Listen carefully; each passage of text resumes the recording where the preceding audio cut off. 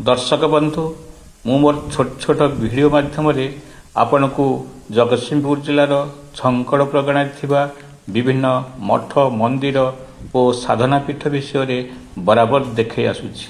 आज ये दुईटी वीडियो रे मु आपण को दुईटी स्थान विषय अवगत कराउछि।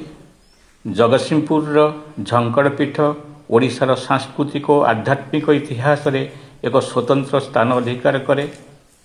माँ शारदा ज्ञानदेवी बाग्देवी भाव परिचित थिले सुद्धा साधुसंथर साधना पीठ ए अंचलवासी उपरे स्वतंत्र प्रभाव पकईथिला।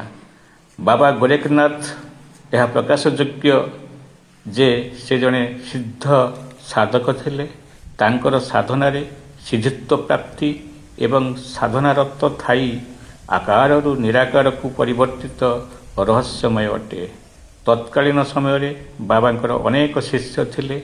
बाबांक जीवन दर्शन और सिद्धित्व को अनुभव करी विभिन्न स्थान रे से माने मठ स्थापन करी लोकमानकु आध्यात्मिक शिक्षा एवं साहाय्य करी आसुथिले। ए हेउछि सेही नाला मठ तिर्तोल बजाररू मात्र 3-4 किलोमीटर दूर रे अवस्थित यही नाला मठ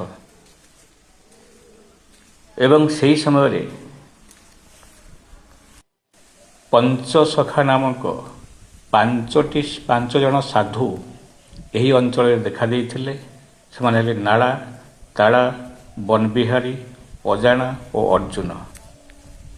मंत्र तंत्र तथा गुणीगारी विद्यारे सिद्धहस्त थिबा ये पंचसखा माने आविर्भाव होइथिले एई झंकड़ अंचल रे।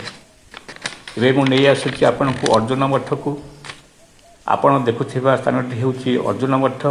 यह गोविंदपुर गाँव रे अवस्थित। स्थानटी झाड़ बाड़ और कियाबण पूर्ण थिला। चतुष्पार्श्व बेष्टित शस्य क्षेत्र मध्य स्थानटी अवस्थित। एठारे बाबा निजर साधना पीठ गढ़ी एवं भक्त मानकु विभिन्न प्रकार व्याधि सर्पाघात हईजा प्रभृति रोगरू चेरमूली और झड़ा फुंका करी आरोग्य करुथिले।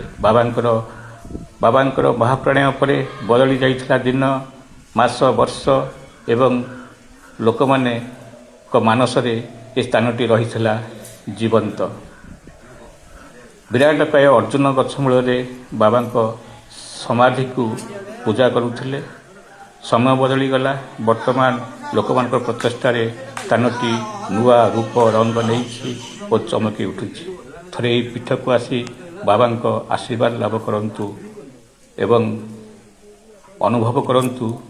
से समय बाबांकर साधनार शक्ति साधनार सिद्धित्व प्रभाव एबे भी यही मठरे रही। थरे आसंतु एवं दर्शन करंतु।